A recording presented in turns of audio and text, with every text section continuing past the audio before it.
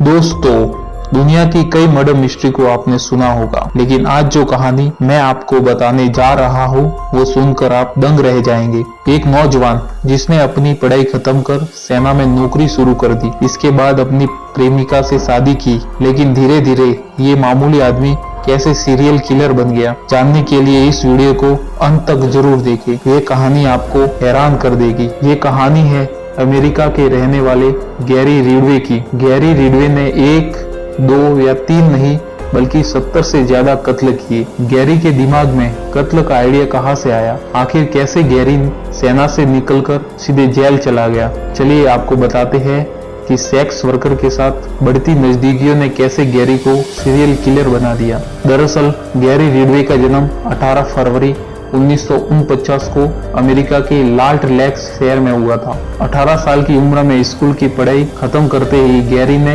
सेना में नौकरी शुरू कर दी। ग्रेजुएट होते ही उसने अपनी गर्लफ्रेंड से शादी भी कर ली। सेना में नौकरी के दौरान ही गैरी ने सेक्स वर्कर के साथ संबंध बनाने शुरू कर दिया। अपनी इस गंदी आदत की वजह से गैरी को कई बार अधिकारियों से फटकार भी सुननी पड़ी। इतना कुछ होने के बाद भी गैरी के चरित्र में कुछ बदलाव नहीं आया तो गैरी को सेना से निकाल दिया गया। सेना की नौकरी गंवाने के बाद गैरी रिडवे अपने घर वापस लौट आया और पेंटिंग का काम करने लगा। लेकिन अचानक न जाने गैरी के दिमाग पर मर्डर करने का भूत सवार कैसे हो गया। गैरी ने ठान लिया कि उसे मर्डर करना है और उसने अपनी शैतानी दिमाग आइडिया पर काम करना भी शुरू कर दिया। साल 1982 से 1988 तक गैरी ने 50 से ज्यादा महिलाओं को अपना शिकार बनाया। कत्ल करने के बाद गैरी इन महिलाओं के शवों को किंग काउंटी के ग्रीन रिवर में फेंक दिया करता था। सालों तक तो उसने अपनी काली करतूतों पर बखूबी पर्दा डाला,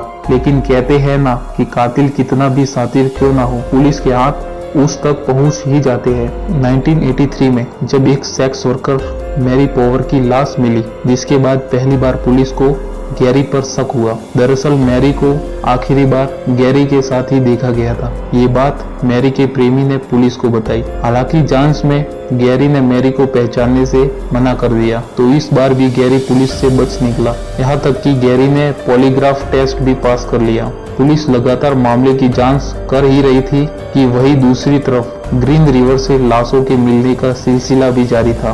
पुलिस ने 1987 में गैरी रिडवे का डीएनए टेस्ट करने के लिए भेजा, क्योंकि ग्रीन रिवर से मिल रही लाशों के कातिल को पकड़ने का यही तरीका बचा था। धीरे धीरे लाशों की गिनती बढ़ने लगी तथा 3 सैंपल गैरी के डीएनए से मैच हो गए। इसके बाद कातिल सबूत के साथ पुलिस के सामने था। इस मामले में सबूत मिलने के बाद गैरी को ग्रीन रिवर किलर कहा गया। कुछ साल गुजरने के बाद 2001 में गैरी ने अपना गुनाह कबूल किया था। उसने माना कि उसने कई महिलाओं से संबंध बनाए थे, जिसमें से ज्यादातर सेक्स वर्कर ही थी। गैरी ने पुलिस को बताया कि उसने करीब 70 से ज्यादा महिलाओं की हत्या की है, लेकिन गैरी के कबूलनामे के बाद भी पुलिस को सिर्फ उन 50 मामलों के सबूत मिल पाए। कोर्ट ने 48 मामलों में 48 बार गैरी को उम्र कैद की सजा सुनाई और उसे वाशिंगटन जेल भेज दिया गया।